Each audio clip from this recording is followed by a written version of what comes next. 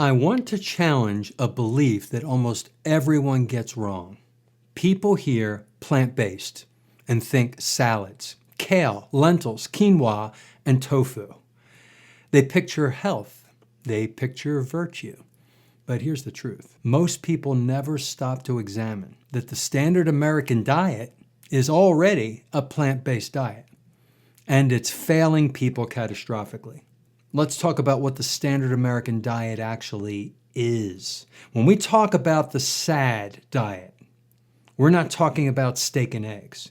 We are talking about grains, wheat, corn, soy, rice, seed oils, sugar, high fructose corn syrup, plant-derived additives, and fillers. Most calories in the standard American diet come from plants. Not whole plants, the green kind, but the industrial plant products. That's what I'm talking about. Bread, pasta, cereal, crackers, chips, vegetable oils, sweetened beverages. This diet is overwhelmingly plant-sourced carbohydrate and plant-sourced fat. Animal foods are usually minimized, demonized, trimmed of fat, or replaced with substitutes. That's not accidental, that's policy. So people don't recognize it as plant-based. They don't call the standard American diet plant-based because the word has been rebranded. Plant-based today doesn't mean derived from plants. It means marketed as healthy. But biologically speaking, the S.A.D diet is high in carbohydrates, high in plant seed oils, high in low-quality protein, and it's nutrient dilute. That is not an animal-based diet. That is plant dominance. So how we got here, food policy, not biology. This didn't happen by accident. Dietary guidelines for decades have pushed grains as the base of the diet. Remember the pyramid before this most recent pyramid? Vegetable oils instead of animal fats, lean meat instead of whole meat, reduced saturated fat, and increased carbohydrate intake. The food industry followed those guidelines perfectly. They produced cheap plant calories, shelf-stable products, and highly profitable ultra-processed foods. And chronic disease exploded right alongside them. So here's what happens metabolically on a plant-heavy, carb-dominant diet. When the diet is dominated by plants in the form of refined carbohydrates, starches, sugars, and seed oils, several things happen. Blood sugar rises repeatedly.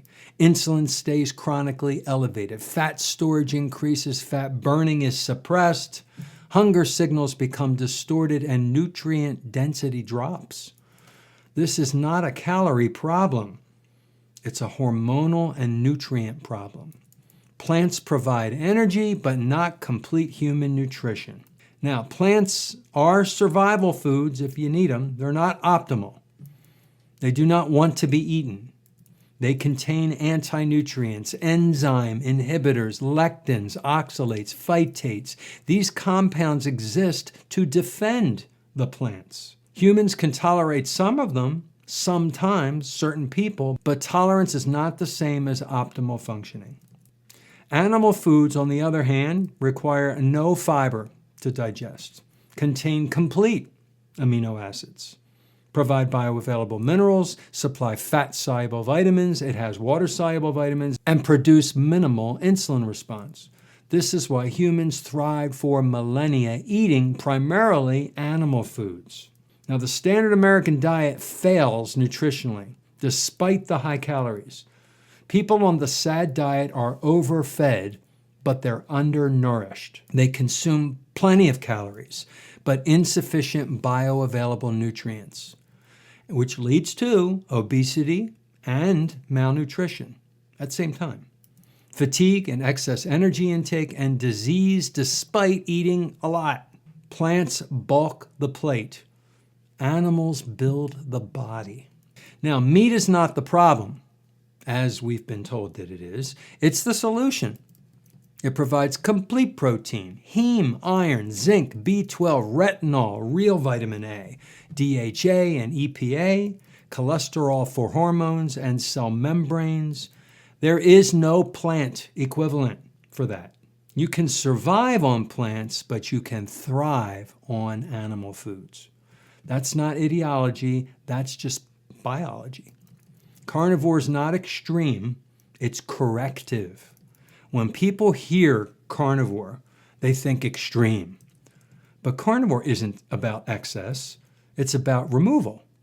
Removing inflammatory plants, removing glucose overload, removing anti-nutrients, and removing ultra-processed food. What remains? Nutrient density, hormonal stability, and metabolic clarity.